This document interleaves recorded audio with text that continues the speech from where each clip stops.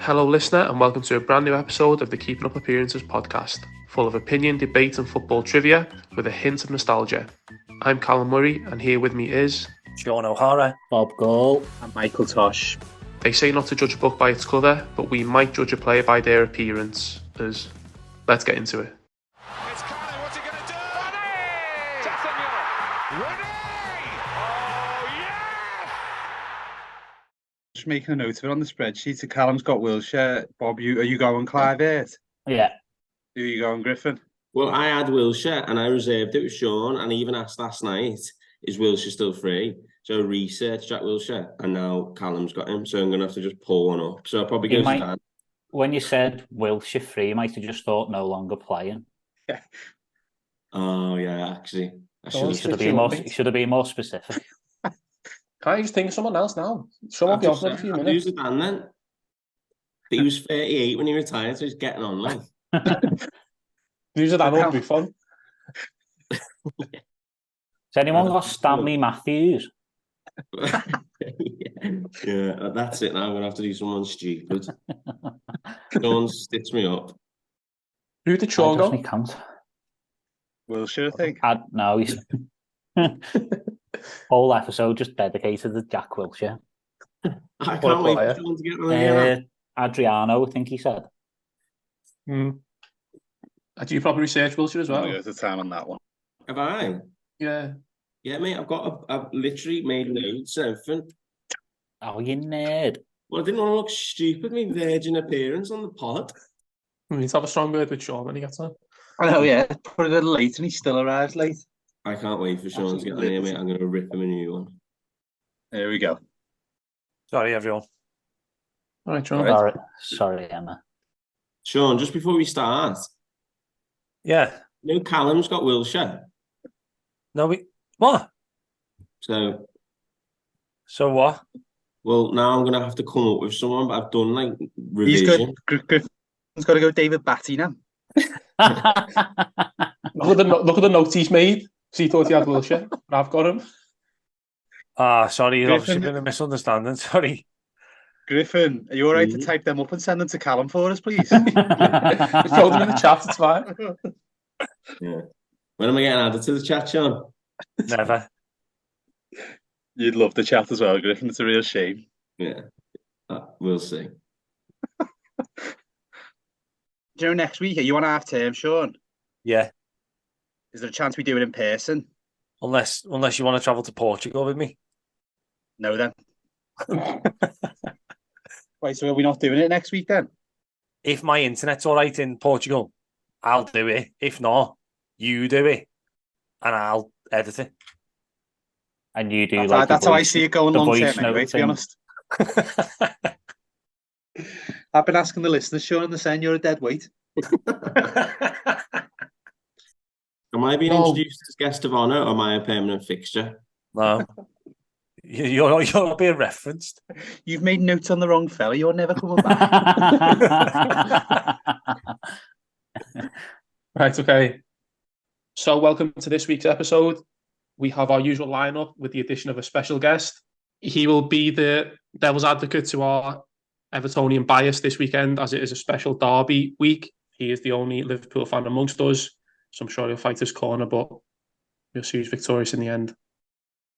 Going forward with Marooned 5, we're going to make a couple of little changes to it. So the premise is still going to stay the same. We're still going to pick a topic, and we're going to pick our player, manager, team that we think best fits that topic. But instead of sending every single person to the island, what we're going to do is let you, the listeners, decide. So each week, we're going to critique each other's arguments, and then there will be a poll on Twitter to decide, and you will have to decide and vote. Hope you all enjoy it and look forward to seeing your responses on Twitter. Oh, yeah. Okay, then. So, as mentioned, Marooned 5 is changing format slightly, but it's still going to be among the same ideas. This week's topic, based on current news, so after the retirement of Eden Hazard, we're going to discuss people we think retired too early. So the best player who retired too early, whatever reason that might be, we're going to look at. So to start us off this week, Callum, do you want to go first? Yes, I'll go first, and my pick will be Sergio Aguero. What? Hey, genuinely, what's happened here, Carl? Because you're like a giddy schoolgirl. You need to sort yourself out. You sound surprised it was always going to happen as soon as Griffin joined. That's not my fault, though. I'm not getting blamed. Griffin. I'm not saying not it's your you. fault, it's Callum. It's the fact Callum's in love with you and he can't take his eyes off you. You need to sort yourself out, lad. So, Aguero was, well, obviously one of the best Premier League strikers that there's been. So it's maybe one of the best strikers in the world at a time. Obviously a Man City legend, Premier League heroics. Unfortunately, he was forced into retiring early due to a heart condition. I think maybe 5 games into the season. I think he'd maybe scored 1 for Barcelona at the beginning of the season. And I think someone who we didn't quite see as retiring so quickly. His career was probably slowing down at City, but there's maybe a bit of a resurgence there, signing for Barcelona. And yeah, sort of to have his career cut so short, sort of so suddenly, I don't think it was like expected. Was definitely a shame to have someone sort of so good taken away from the game. And then as well, obviously, it probably denied him of a World Cup, which, you know, it would have been nice to have him win a World Cup, and that might have just completed his trophy cabinet, as it were. So yeah, my shout would be Sergio Aguero, who unfortunately had to retire early due to not even like an injury, but more a health condition. So something kind of like outside of football. I'd say that's still an injury, like, but I'm not sure it's an injury, but yeah. So I think it was a shame to see him have to retire so early. I thought he had could have had a bit of a resurgence at Barcelona. Legend of the game. He's my shout for the island.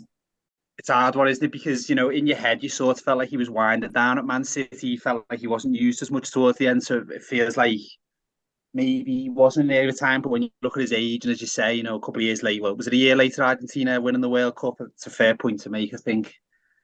Yeah, I can see where you're coming from, certainly. Anyone else got any other thoughts on Aguero? No, I think I'd probably agree in that because he was consistent for so long. As you say, it doesn't feel like that. Like most of these players, I imagine we're going to be talking about, like, I don't know, it sound like cliche, but like the spark that was kind of went out of it too early. With Aguero, you almost felt like he'd lived it out already. He'd kind of reached where he needed to go, and he was on his way out, as Tosh said. So by the time he got to Barca, to most people, their eyes are off him. I'm not sure anyone looks back on Aguero too much and thinks, God, what a career he could have had. It was like, do you know what I mean? He didn't really have much else. To Barca. He only played 4 times, didn't he? Yeah, there was the school with the health condition. Then he got injured. Again, he must have played 100 times for Argentina, I reckon, as well. Like, he was there for so long, wasn't it? So I think it's a good point when you make sure he certainly had a good career, didn't he? You wouldn't say he didn't have a good career, but I know what you mean, Cal, as well. Going to Barcelona, I suppose that could have been the spark that lit it back up. No, I just think obviously he did have a great career, and as you said, Sean, I think a lot of the other players you mentioned will be ones who, like, it was cut really short. It's like, you know, what could have been. I don't think he's that kind of case for this one, but it's more just the fact that, yeah, the circumstances, due to that early retirement, he's had the World Cup probably robbed from him, almost definitely. And then, yeah, I think he definitely had more years in him. And yeah, I just think for it to be cut so short, yeah, for such like a great player and sort of iconic player, I think was sad. But I'll let the next person throw their hat in the ring. Okay, then. Sergio Aguero's our first suggestion. Let's go to our special guest, Griffin. Who are you bringing to the island, or who are you going to try to bring to the island, I should say? I've gone for Jack Wilshere. So I remember seeing Jack Wilshere in the Youth Cup, actually, at Anfield. I don't know the year, but he was by far and away the best player on the pitch. He just dominated the game. I think he had a career that kind of fizzled out to nothing, to be quite honest. I mean, I think he ended his career in the Danish league when he was 30, retired. He only won 2 FA Cups, but always played in that Arsenal team that never really got to where he should have been. But just the type of player I love. I love left footers. He glided through the pitch. You know, the games he had against Barcelona and that goal against Norwich, where he kind of pass out from back to front, is that you know, one of the best Premier League goals probably ever. Yeah, I think someone who was just an amazing talent, almost like Foden-esque in his style of play. Would play a bit deeper. He used to play almost like a holding midfielder often. Yeah, just a brilliant talent. Never really achieved what he probably could have, obviously with injuries. I know he had bad ankles. I think that's how it started, ankle injuries. But yeah, a brilliant player. Didn't really achieve probably as much as he could have or should have. But potential generational talent there, I think, when he first came onto the scene. So my nomination is Jack Wilshere. Just look then, just while you were talking, he's only actually 31 now. I know. He's 92, he's born in the same year as us. Again, I think He retired late then. You just No, said he was 92. very, very good. Yeah, I think it's one of them, isn't it? Where like it's always a what could have been. I think you're right with like linking him to Foden at that time when he came through. You hadn't seen an English footballer like that. The way he sort of played, you say like they mentioned that game. People always talk about Xavi and Iniesta, don't they? Of saying like they were both desperate for his shirt, and they probably never played against an English player like that. Maybe like Scholes or someone like that. They're usually a bit more like physical he was a brilliant footballer. He was so good in that game against Barcelona. I remember watching it. I'm sure it was on ITV.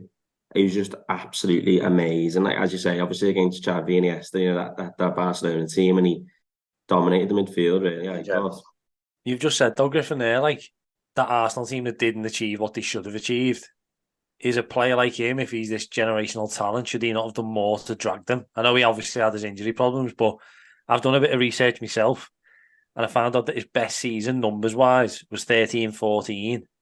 And he had 10 goal involvements. Yeah, I actually looked at his numbers and I thought the same. Because obviously when I did a bit of research and I was looking at that myself. And yeah, his numbers aren't anywhere near the likes of, other major talents, I suppose. But yeah, more just for his style of play as well. I suggested him just because he was such a good player. And I know what you mean about, if he's so good, he could potentially drag a team forward, but they had players, Van Persie played for them, Fabregas and Nasri, all them almost like luxury players, I suppose, would be how you'd class them. Maybe not Fabregas as much, but yeah, it can't be put on his shoulders, I don't think, to drag that team forward too much because they had so many good players who didn't really.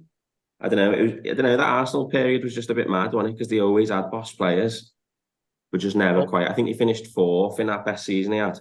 Yeah, that was also Ozil's first season. Well, exactly. I mean, you got players like Mesut Ozil. You'd say, why didn't he drag him to the title? Yeah, that's a good point. Again, I think it's easy to get bogged down with statistics and goal and say sometimes footballers they do offer more, don't they? And I know you're right, Sean. He was someone he didn't score many goals again. Can't really remember him. So I remember there was a game we scored a couple for England in one game. I think 2 brilliant goals. I don't remember him ever really doing much apart from that. So yeah, frustration. He always comes across a bit of a divvy as well. I thought, to be honest with you, but yeah, I wasn't a fan. Do you remember that time? Do you remember that one, Bob, when Morales was winding him up when he squirted him with the water bottle? Oh, that was good. I think just the age as well is the other thing that I was pushing. Yeah, that's it. 30 is that's young, obviously, for such a good player. So, but really, his career was done. You're looking at it, he left to West Ham in 2018. He played 16 times. His career has been done for 3-4 years, hasn't he? Really. Yeah. He played for Bournemouth as well, which I think I could get a game for them. Silly comment, but right then, let's move to Sean. Go on, step forward. Okay. My thinking for this one was, again, not necessarily someone I've watched week in, week out. I think, obviously, most of you, 3 out of 5 of us have done, Premier League plays within our lifetime. This player is not necessarily someone I've watched a lot, but someone I know of. And when I have seen them, you just know that they are, in my opinion, the definition of that, that light that went out way too early. So my recommendation for the island this week is Adriano. So Adriano, for me, when I was around, 11, 12, I was a Pro Evo guy. And he was obviously their poster boy while Messi and Ronaldo and Ronaldinho were on FIFA. He was the Pro Evo guy. Famously had 98 shot power on Pro Evo. He was just they put everything into him. And he's just one of those players that you love playing with on the games. When you're a kid and you got those players. I imagine now it's Haaland, the one that the kids love playing with. Adriano was that for me. And then he just seemed to, and even if you listen to other players, top level defenders, they all say he had everything. These defenders say he's the hardest player they've ever played against because he was just he was so strong, he was quick, he had unbelievable power. I don't know, when you're a kid, even obviously now you're looking at it because Haaland's not too far off that himself, just bullying defenders. They're the kind of players that I just love to see. And when you've got those kind of natural skills that he had, I just think the fact he didn't go on to become in the conversations that we have now. But Ronaldo, like Brazilian Ronaldo retired fairly early. He had his injuries. He's still spoken about now, generations later, as one of the best ever. Adriano's nowhere near that conversation.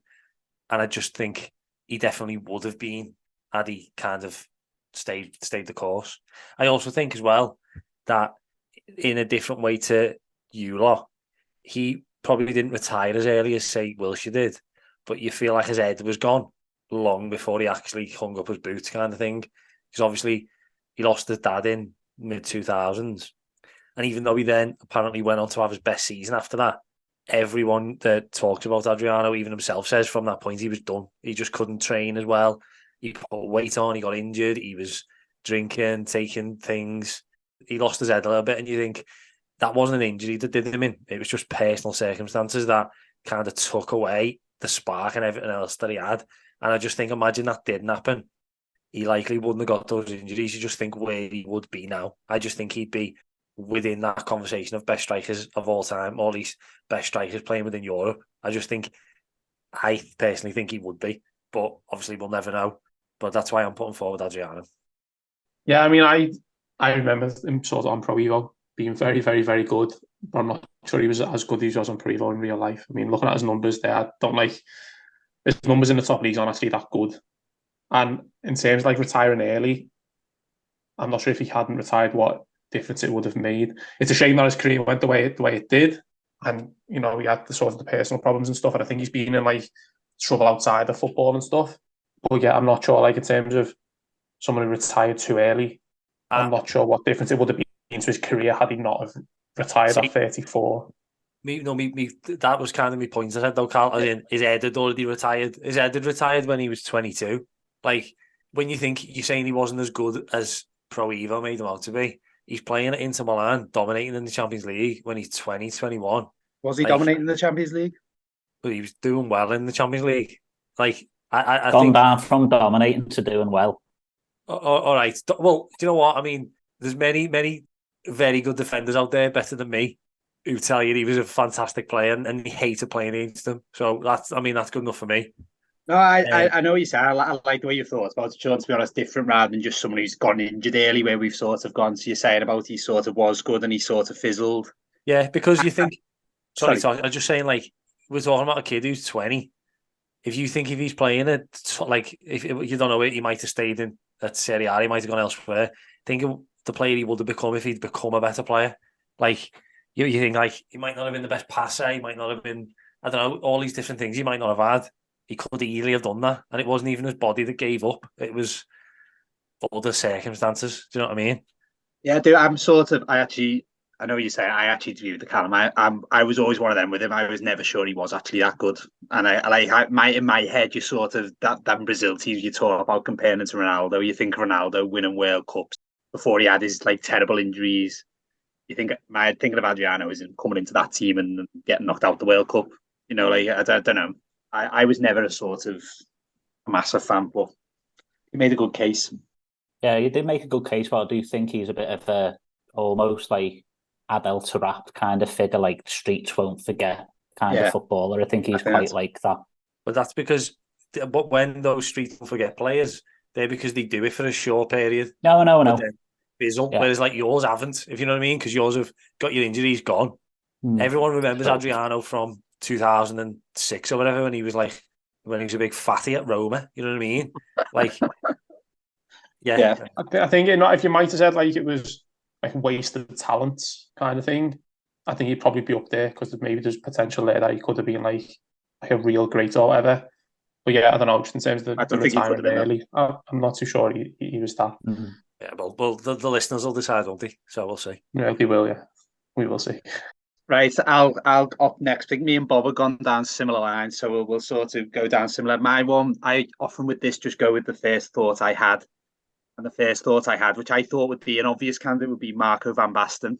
I was talking about reading books. I actually read Marco van Basten's autobiography this year, and it just reminded me of obviously all the things that he'd done before his career was cruelly ended by injury. He was getting done by 28, ankle injuries similar to Wilshere, as he said. I think injuries from playing a lot and doing too much and being obviously in a very physical strike. He was a big fella, but he was just a fantastic footballer. Again, I think Ballon d'Or winner 3 times by the age of 28.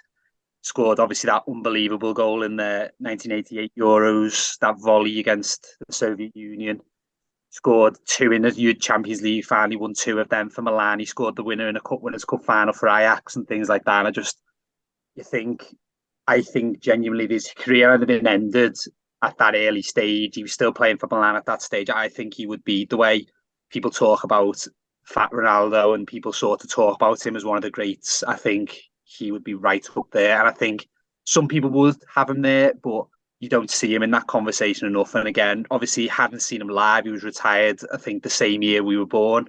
But from what you see in the goals he scored, and again, all different types of goals, headers, overhead kicks, volleys, like dribbling goals, he just had everything. And he was just one of them players. I think you'd love to have seen that classic he had, as well as being like physically imposing. He was your classic sort of Dutch footballer. Just a lovely player to watch, a bit like maybe Jack Wilshere in that sort of sense, like that nice style of footballer. And I think, yeah, different to Sean's, I suppose, in the sense that, and a bit like Aguero, maybe we say he's had a good career, but, still had maybe 4 or 5 years at the absolute top that were cruelly taken away in a Champions League final as well. Was his last ever game, losing a Champions League final. Here's my case. Yeah, I'm going to be honest, Tosh. I've obviously done a little bit of research on most people to try and think of counter arguments, but I've actually got nothing for Van Basten. Can you? His numbers are unbelievable. And obviously, I've never seen him play, really. I've just seen the highlights, but you can't argue with that. It's just stupid. Good luck to him. I think he's straight on the island, really. I don't think that needs to go to a vote. Yeah, no, I say it's just the original ones, and I think I've probably got a bit more route one than maybe others. I like the originality of some of the others, but that was just the first one that jumped at me when I said that. So it looks like that one's won. Probably don't even need to do yours, Bob, to be honest. Well, we don't decide. I was struggling anyway. Well, you're saying that there's probably us 5 who are only going to people who vote. So yeah, hopefully Max loves Adriano. Max loves what I tell him to love. Right, go on then, Bob. Who are we going for? Finish off with 5. I promised I wouldn't go for Leighton Baines, so I did quite a lot of Googling and research. And as I just got back from Amsterdam, I thought I'd go for another Dutch player. Similarly to Sean, talking about Pro Evo, I'm going to go for a player I really like playing with on FIFA 2002. Go for Patrick Kluivert. I'm doing a bit of research. He scored the Champions League final winning goal at the age of 18, which is a bit ridiculous. His stats up to leaving Barcelona were quite ridiculous. He had an indifferent season at AC Milan, but his record for Ajax and Barcelona was quite incredible, really. I'd probably argue that he finished at 28 because he went to Newcastle while he still had Shearer, so that kind of helped matters for him. Can't really think of what else to say, really, but I'm going to go Patrick Kluivert. I did it when, obviously, I've only just found out you're doing Kluivert. I did a quick Google. I can't believe he was 28 when he went to Newcastle. When he signed Newcastle, was he like a marquee signing? Because I remember him playing for Newcastle, but I can't remember him being a big fuss about it. I think the sort of was because of the age. People thought he was still in his prime. And obviously from Barcelona, didn't it? But I just thought he was older in my head. I thought he was as well. I found out something where someone told me this. Kluivert and Van Nistelrooy have got the exact same birthday. They were born on the same day. And when you think of as I say, Kluivert's career was done by about 2003-04, and you think of Van Nistelrooy still playing years after that, but they're the exact same day birthday, which I think probably lends to Bob's argument quite nice in the sense that he probably was done quite early, whereas Van Nistelrooy's probably still. Did he play in the 2010 World Cup for Holland? Maybe I'm not too sure, but he was certainly still around then. Whereas Kluivert was well gone. What age did Kluivert retire? He was 32, finished at Lille. Did he retire because of injuries or just retire because Newcastle? I haven't asked him. Doesn't say anything on Wikipedia, so God knows. Doesn't say anything about his retirement. No, which shows that he just kind of fizzled out his career, but early on, pretty impressive record. I don't think he starts final, but it was obviously an unbelievable Ajax side breaking through. You think all them people like the Overmars and the Ball brothers and Littman and people like that. So and Canu, I think, might have started that final front of him rightly, but I could well be wrong on that because I haven't checked. But I think he was a brilliant player, supposedly. I was going to say, just like some of the others, as obviously his career just did kind of fizzle out. Like towards the end, I think, just looking at it after Barcelona, 2004, don't think he spent more than a year at one club. He had Newcastle, 25 games. Next year, Valencia, 10 games. Next year, PSV, 16, and then Lille, 13. Goals return not very good. Yeah, again, it's one of those more than you, Callum. Callum. Well, yeah, definitely, but I don't know, put Cal in that Barca team. But yeah, so again, I mean, how old was you in 2004? 28. Did we say 28 when he went to Newcastle? So yeah, that's early for a creator to fizzle out. But when did he break through? How young is he when he first came to that Ajax team? 18. Yeah, he scored the Champions League winning goal at the age of 18, which is unbelievable. Yeah, was that his first? Was that his sort of first season? I don't know. I haven't done that much research, to be honest Yeah, with you. it was. Yeah, I'll just Google when was Patrick Kluivert's debut. it wasn't. I think that was his breakthrough. Yeah. So he only had pretty much a 10-year career at the top, which obviously isn't a lot, is it?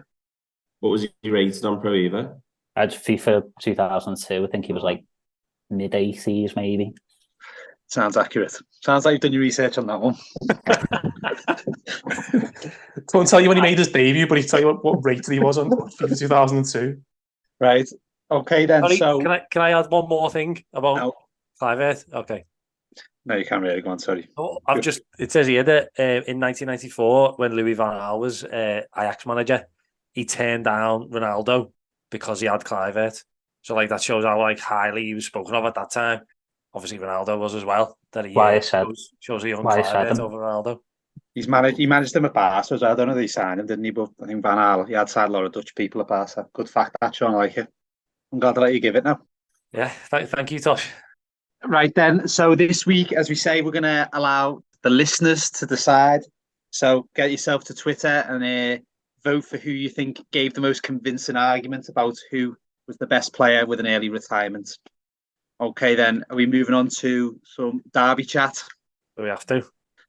That would have been a nice segue into the derby had you picked Leighton Baines. Speaking of Everton losers, let's talk about the derby. Yeah. Dude.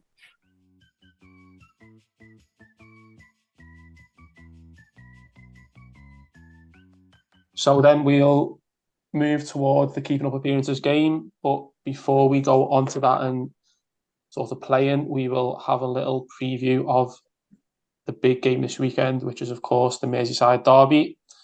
Everton travelling to Anfield, which has not been the most fruitful stadium over the years. But on the back of it, Everton women's victory, hoping we'll make it 2 from 2 this weekend. Anyone have any opening thoughts on how they think the game will go this weekend?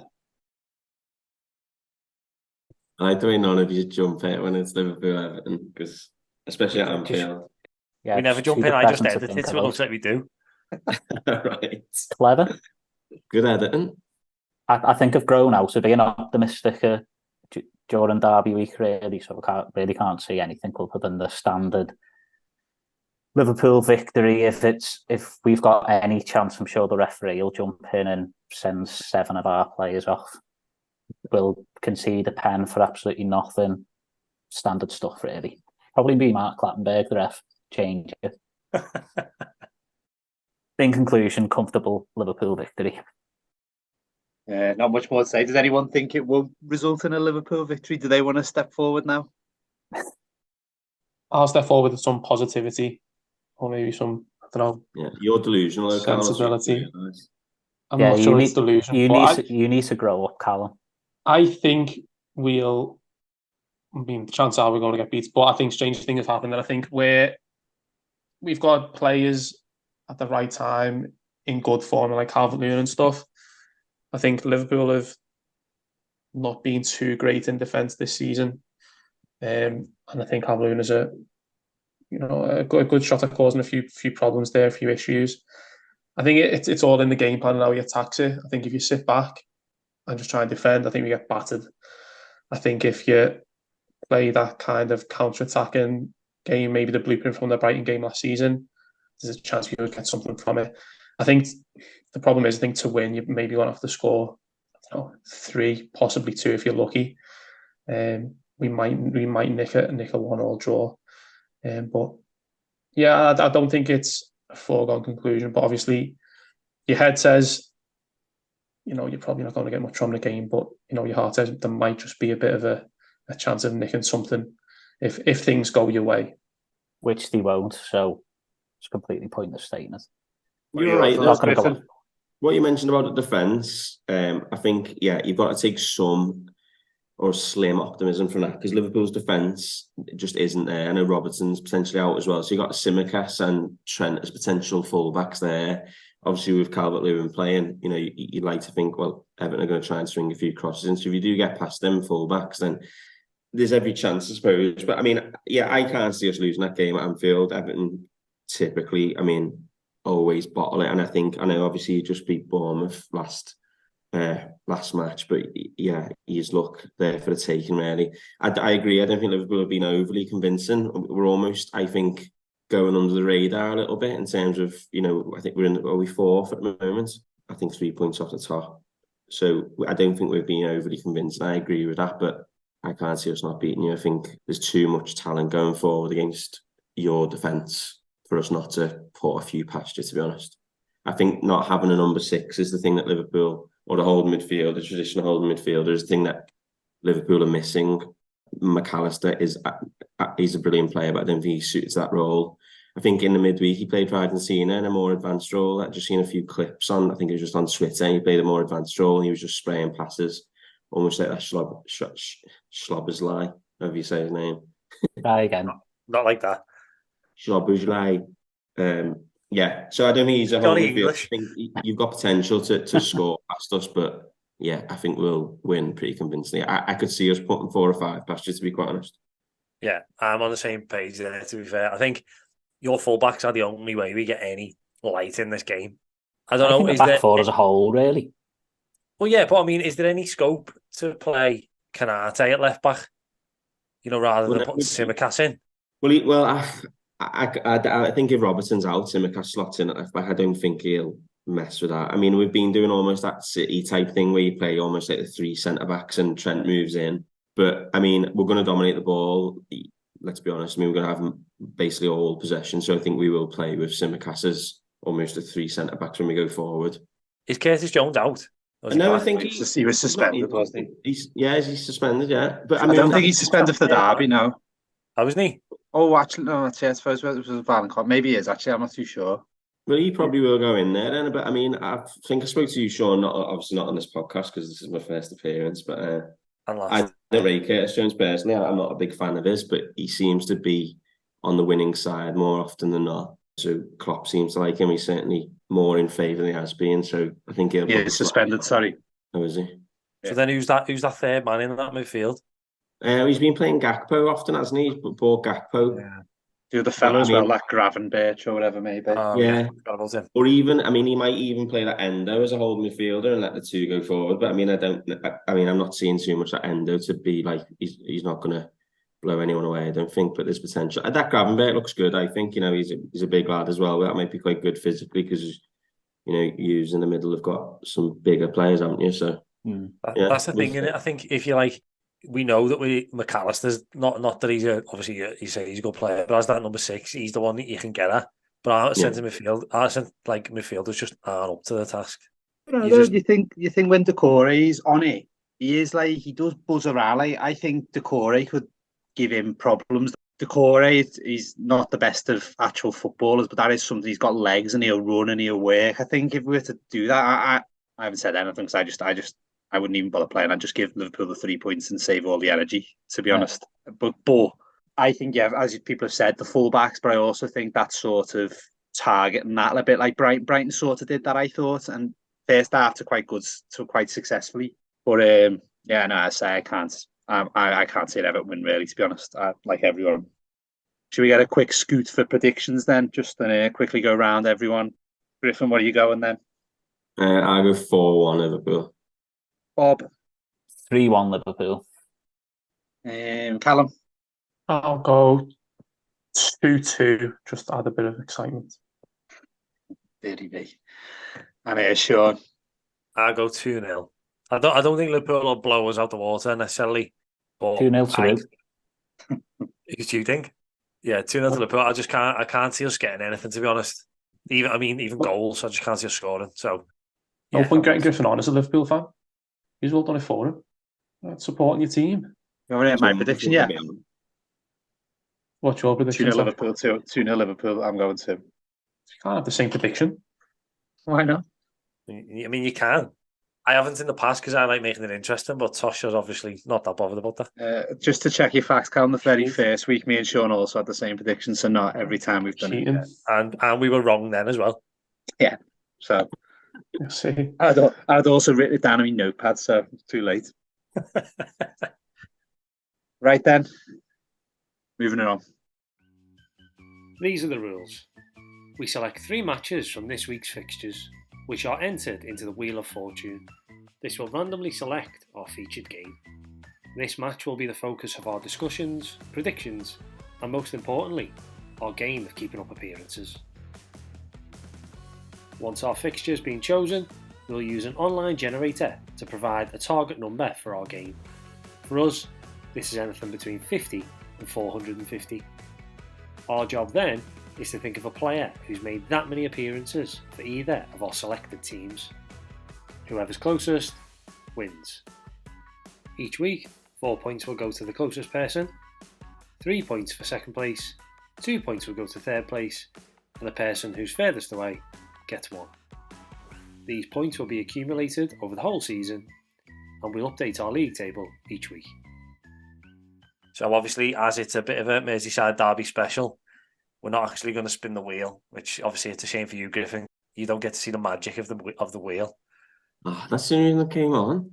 So maybe one day you'll see it. But anyway, so our keeping up appearances game is this week is for Liverpool versus Everton. So the only thing we need to do now is get our number, which I will do. Right, so our numbers are locked in, as always, 50 and 450 as the lower and upper parameters. Time to generate our number, which this week is a nice round 260. So whilst we go and have a think, this week's song of the week is Fever by Casino. Sticking with the Merseyside Derby theme, we go with a young Liverpool band. Go and throw the song on and have a little think of someone who's played 260 games for either Everton or Liverpool. And we'll see you when the song is finished. Turn off the podcast and put the song on. And then, yeah, don't come back. I much prefer listening to this music than this rubbish.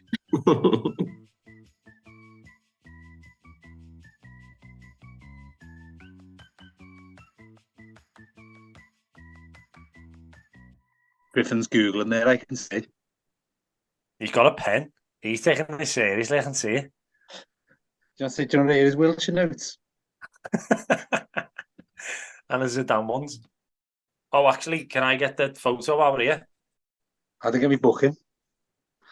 That's a good one, that, you know. That's the best one, that. With the book, or? Did you take the book? Oh, your book wasn't in it, no. Sorry. You had your that could be a good link. You could tweet every week Tosh's book club and then tweet the author. Yeah, because the song's going so well, isn't it? Yeah, but I'm not going to say while you're thinking of it, go and read this book and then come back with your answer. Yeah. Don't mention books to avoid something in the water. That's me rule, you know. I've been thinking. I'm not promoting the book on the podcast until you start promoting the podcast. You do more than these do, Griffin, to be fair. My dad's listening to it and everything. Yeah, fair enough. It's hard, this game, but I think This is hard. 260 is a hard number. Say that every week, though. Literally say every number is a hard number. What's an easy number, Callum? There's a question for you. What would have been a good number for this one?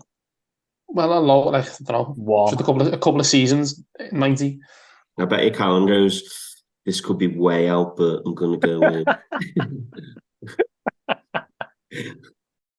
There you go, Cal. You've got a catchphrase. But I've got a t-shirt, mate. Merch. Not, but someone else can go first. I'm not. I'll go first then. What? Obviously, I'm not going for a Liverpool player because I hate them. I'm going to go for somebody who played for quite a few seasons for Everton, but kind of vanished towards the end of his Everton career and went a bit AWOL, if I remember correctly. I go for Joseph Yobo. Oh, Bob, I'm genuinely, that was mine. You know what? Yobo was mine as well. Yobo was mine. I've got it. I think I've got another one. but genuinely, he was also mine. I loved him when he first signed. He was great, Joe. I love Joe. Even though he was a bit of a clown. Yeah. I won a full kit out of the Evertonian magazine. It was the second Cajun kit, the dead playing one with the white trim. Oh, it was a nice kit. That was a good one. And I got Yobo on the back. It was great. I had Yobo on the back of the black one. Might have been the third kit from that year. Oh no, that was the year before. The Cajun one with the weird neck. You mean? Was it Puma? Yeah. Yeah, it was Puma. Yeah. I can't remember it having a weird neck. Oh, maybe it was then. But there was a black kit the year before. Yeah, I think you're right. Yeah. Again, I don't know. He was a great servant, wasn't he? He was there a long time. Yeah, he was mine, but I have got me second now. So, shall I go next? Before someone pinches it.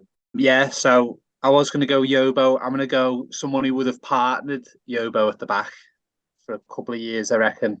I'm going to go David Weir.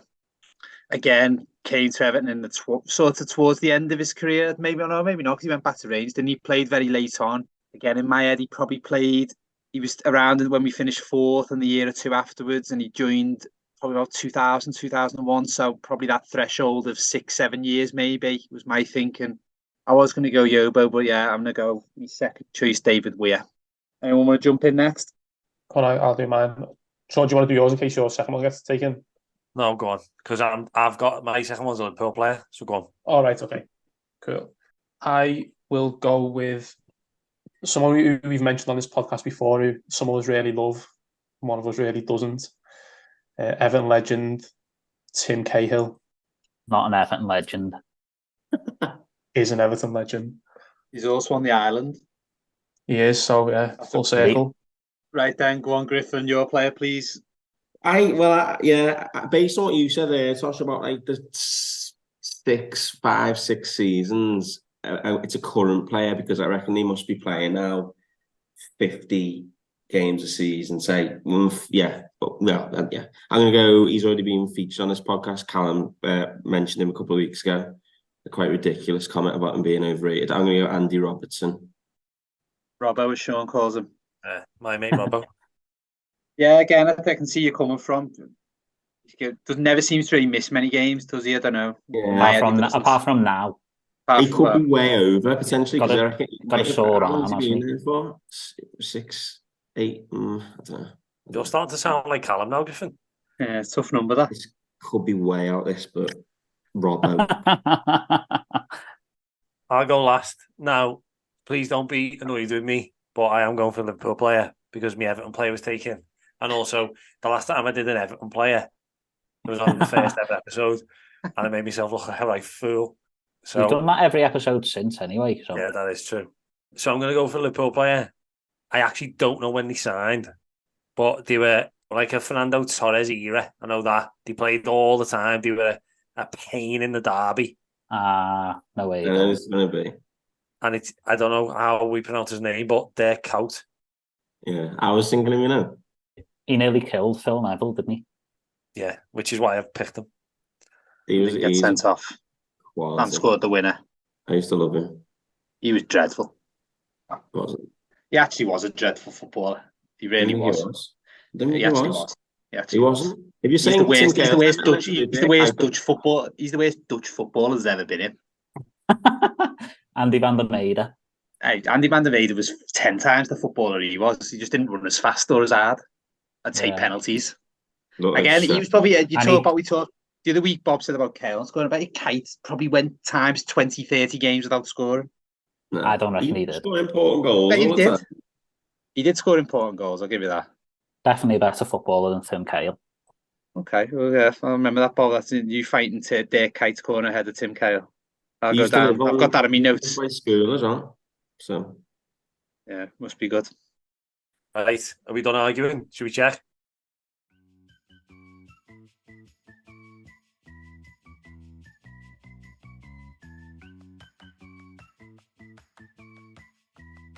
Results are in.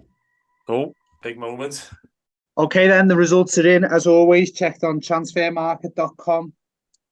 This week, with us having a 5th member, what we're going to do is we're still going to do our usual 4 points. But if, say, for example, Griffin was to win, we just go 3, 2, 1, and the person who comes last would not get any points.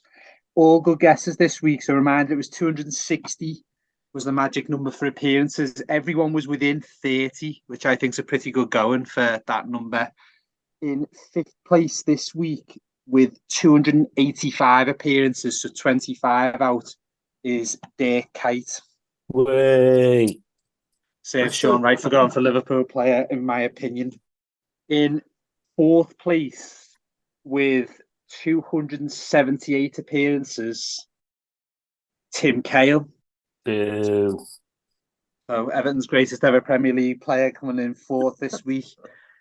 In third place, close to that with 275, was Andy Robertson. So 15 out. And then both single figures, second and first. In second place with 266, so 6 out, was David Weir. That puts me in second. And this week's winner, Bob, with a guess that me and Sean were both going to go for, Joseph Yobo, 259 appearances. Wow. That is So quality. So 1 out according to Transfer Market. Back Very on form. impressive, Bob, but slightly annoying for, probably more annoying for Sean, who's ended up with 0 points and he's still got 3. That's heavy, that for me. But yeah, so Bob takes it this week. Unbelievable guess, really.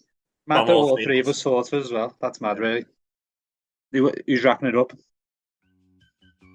Once again, then, let's turn our attention to our overall league table. Tosh remains on top with 33 points. Bob's in second with 28. Sean is in third place with 26 points. And just behind him with 25 is Callum. So that is our Merseyside Derby special episode coming to a wrap. We've been pleased to have Matthew Griffin on with us. It's been my absolute pleasure, gents. See you next week. We're glad to have you. So yeah, hopefully you enjoyed the Merseyside Derby this week, and we will catch you next week for our latest episode. Reminder to vote on Twitter for Marooned 5. Everyone as well, past the pod, we've had quite a few extra followers and listeners in the past week. So tell people if you enjoyed it, tell people, pass it on to a couple of mates, and hopefully they'll enjoy it too. What if they don't? Well, don't tell anyone then. Keep it to yourself. Keep listening. Even if you really hate it, keep downloading. So yeah, this is the best day of my life, this.